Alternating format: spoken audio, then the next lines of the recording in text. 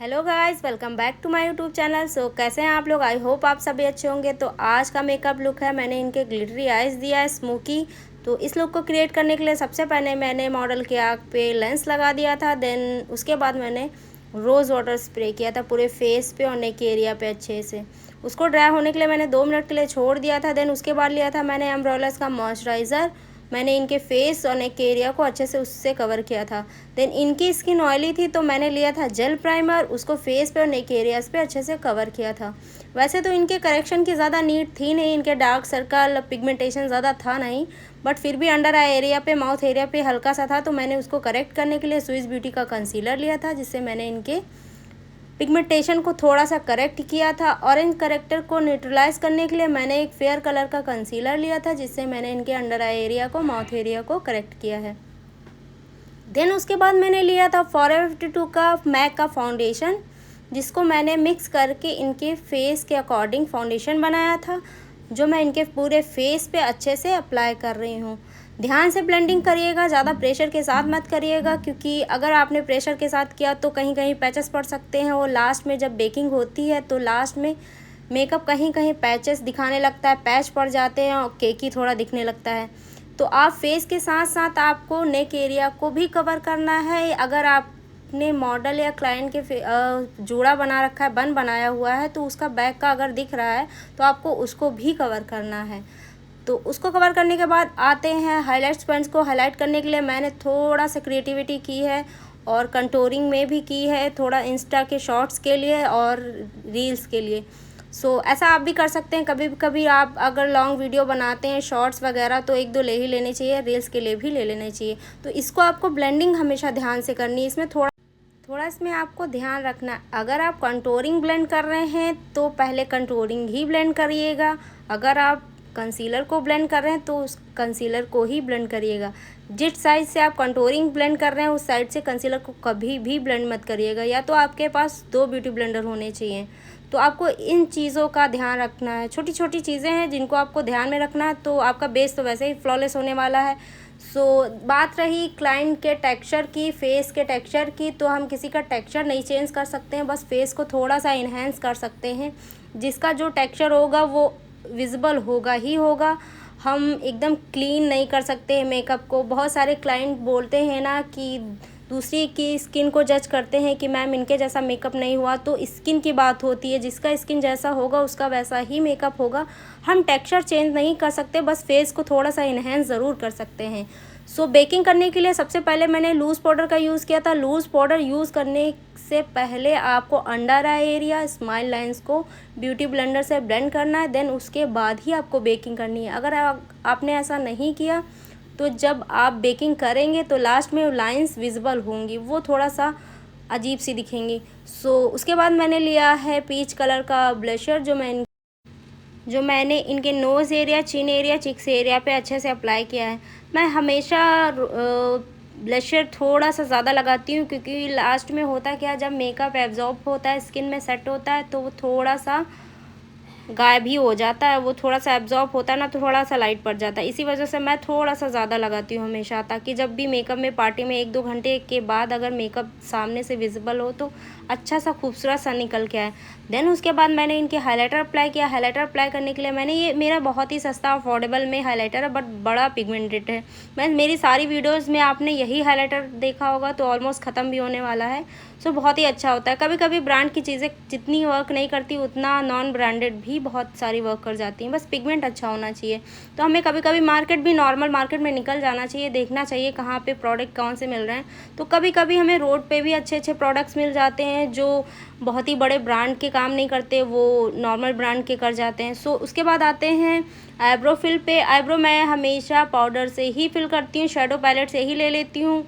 तो उसको मैंने अच्छे से फिल किया है। तो आपको ध्यान से फिल करना है। इन सब चीज़ों का थोड़ी थोड़ी टेक्निक्स हैं जिन चीज़ों का आपको ध्यान रखना है। देन उसके बाद आपका बेस तो वैसे ही फ्लॉलेस होने वाला है। प्रैक्टिस बहुत इंपॉर्टेंट है, किसी भी चीज़ में, किसी भी फील्ड में हो। जब तक आपकी प्रैक्टिस नहीं होगी तब तक कोई भी चीज़ें अच्छी नहीं होने वाली हैं। उसके बाद आते हैं अंडर आई मेकअप पे। अंडर आई मेकअप भी आपको उसी तरह से करना है जिस तरह से आप आई लुक को क्रिएट करते हैं। देन इस लुक को क्रिएट करने के लिए सबसे पहले मैंने ले लिया था न्यूड कलर का ब्राउन शेड, जिससे मैंने इनकी दोनों अंडर आई पे अच्छे से ब्लेंड किया है। देन उसके बाद मैंने ले लिया था हल्का सा डार्क ब्राउन शेड, जिससे मैंने इनके अंडर आई को अच्छे से ब्लेंड किया था। देन उसके बाद मैंने लिया था ड्रेस के अकॉर्डिंग थोड़ा सा टिंट ब्लू का, जो मैं इनके अंडर आइज़ पे अच्छे से ब्लेंड कर रही हूँ। किसी भी चीज़ में हो आपकी ब्लेंडिंग बहुत अच्छी होनी चाहिए। उसके बाद आते हैं हम आई मेकअप को क्रिएट करने के लिए। आई मेकअप आज हम करने वाले हैं स्मोकी ग्लिटरी आइज़। इस लुक को क्रिएट करने के लिए सबसे पहले मैंने ब्राउन शेड ले लिया था न्यूड कलर का।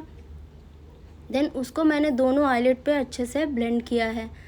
दोनों आईलिड पे आपको साथ साथ में मेकअप करते जाना है, एक आइज़ पे नहीं करना है पहले, नहीं तो आप खुद को कंफ्यूज हो जाएंगे कि हाँ अभी कौन सा टिंट लगाया था। देन उसके बाद मैंने ले लिया था डार्क ब्राउन शेड, जो मैं इनके दोनों आउटर कॉर्नर पे अच्छे से ब्लेंड कर रही हूँ।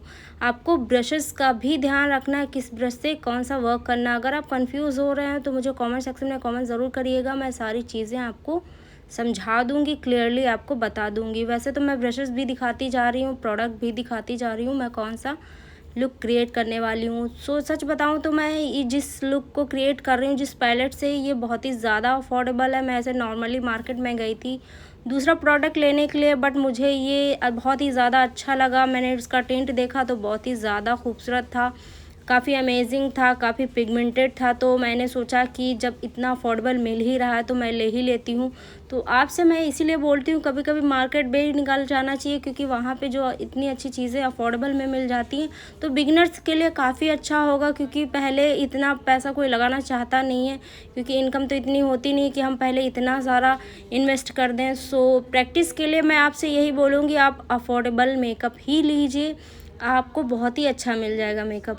सो उसके बाद मैंने इनके ड्रेस के अकॉर्डिंग लिया था शिमर शेड, जो मैं इनके आइज़ पे अच्छे से फिंगर्स अपने अप्लाई कर रही हूँ। कभी कभी थोड़ा टिंट देखा होगा, बहुत ही मेकअप आर्टिस्ट होते हैं जो इंग्लिश फिंगर का भी यूज़ कर सकते हैं और आप ब्रशेस का भी यूज़ कर सकते हैं, जिससे आपको ज़्यादा बेनिफिट मिले कि हाँ इससे अच्छे से ब्लेंड हो सकता है।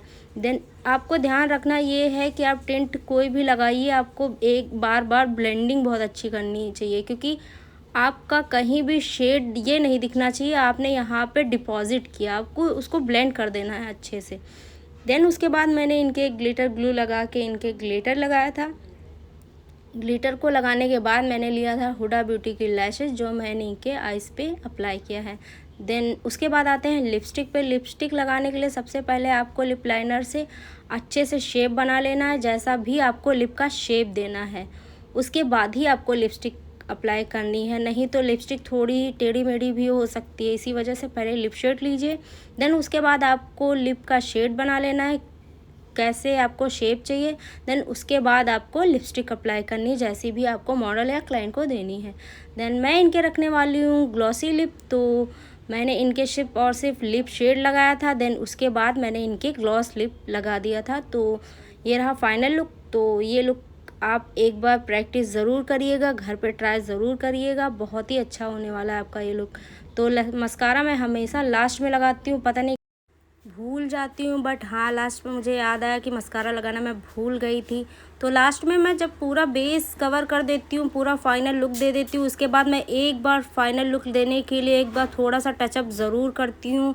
फिर हाइलाइटर हो गया, ब्लशर हो गया, लिपस्टिक का थोड़ा सा शेड ज़रूर देती हूँ, क्योंकि मेकअप करते करते थोड़ा सा कम हो जाता है, तो मैं उसको थोड़ा सा टचअप लास्ट में ज़रूर देती हूँ कि पार्टी होने तक, ब्राइड है तो उसका फंक्शन होने तक वो एज़ इट इज़ बना रहे मेकअप। लास्ट में मैंने मेकअप फिक्सर डाला था फॉरएवर 52 का, आप PAC का भी डाल सकते हैं, setting spray makeup fixer, but आपको लास्ट में ही डालना है।